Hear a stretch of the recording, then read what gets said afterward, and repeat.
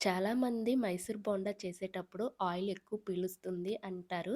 So, ఒక్కసారి ఈ video చూసారంటే నూనె ఎక్కువ పీల్చకుండా, చేత్తో పని లేకుండా పిండి ఎలా కలుపుకోవాలో ఈ వీడియోలో చూపిస్తాను. ఎక్కడ స్కిప్ చేయకండి. చాలా సింపుల్‌గా చెప్పేస్తాను. ఎప్పుడైనా టిఫిన్‌కి పిండి లేనప్పుడు మనకి ఎక్కువగా గుర్తొచ్చేది ఇలా మైసూర్ బోండానే. ఇంట్లో కప్పు పెరుగుంటే చాలు అప్పటికప్పుడు ఈజీగా బోండాలు చేసుకోవచ్చు. సో, ప్రాసెస్‌లోకెళ్ళిపోదాం. ఫస్ట్ ఒక మిక్సీ జార్ తీసుకొని అందులోకి 1:30 కప్పు పెరుగు యాడ్ చేసుకోవాలి. గడ్డ పెరుగైతే చాలా బావుండిద్ది. పెరుగనేది కొంచెం పులిసినట్టుంటే ఇంకా బావుండిద్దనమాట. ఏ కప్పుతో అయితే పెరుగు తీసుకున్నామో అదే కప్పుతోటి 3 కప్పులు మైదా యాడ్ చేసుకోండి. ఇప్పుడైతే మైదాతో చూపిస్తున్నాను. నెక్స్ట్ వీడియోలో అయితే గోధుమ పిండితో చూయిస్తాను. సో, ఇప్పుడు దీన్ని మిక్సీ పట్టుకోవాలనమాట. చేత్తో కలిపేదానికన్నా ఇలా మిక్సీలో పట్టుకుంటేనే చాలా సాఫ్ట్‌గా వస్తాయి. చేత్తో కలిపేటప్పుడు కొంచెం టైం ఎక్కువ పట్టిద్దనమాట. సో, అందుకని ఇలా మిక్సీలో యేసుకున్నామంటే జస్ట్ 1 మినిట్ కల్లా మంచిగా బ్యాటర్ అనేది రెడీ అయిపోద్ది. సో, ఇప్పుడు దీన్ని ఒక గిన్నెలోకి ట్రాన్స్‌ఫర్ చేసుకొని, ఇప్పుడు టేస్ట్‌కి తగ్గట్టు సాల్ట్ కూడా యాడ్ చేసుకోవాలి. దీంట్లో వంట సోడా అలాంటిదేమి వెయ్యట్లేదు.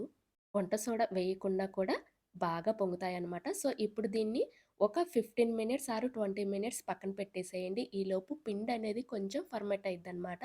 ఫైనల్‌గా బోండాలేసే ముందు ఒక టేబుల్ స్పూన్ జీలకర్ర కూడా యాడ్ చేసుకొని, ఇప్పుడు చేత్తోటి 1 మినిట్ మంచిగా బీట్ చేసుకోండి.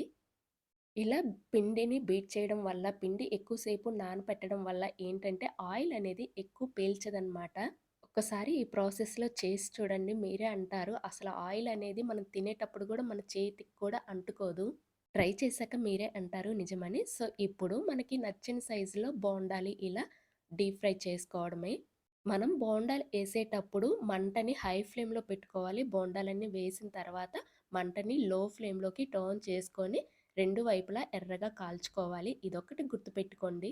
ఇన్ కేస్ ప్రాసెస్ అంతా హై ఫ్లేమ్‌లో చేస్తే పైనేమో కాలినట్టుంటాయి. లోపలేమో పచ్చిపిండిగా ఉండిద్ది. సో, అందుకనే బోండాలు వేసేటప్పుడు హై ఫ్లేమ్‌లో పెట్టుకోండి.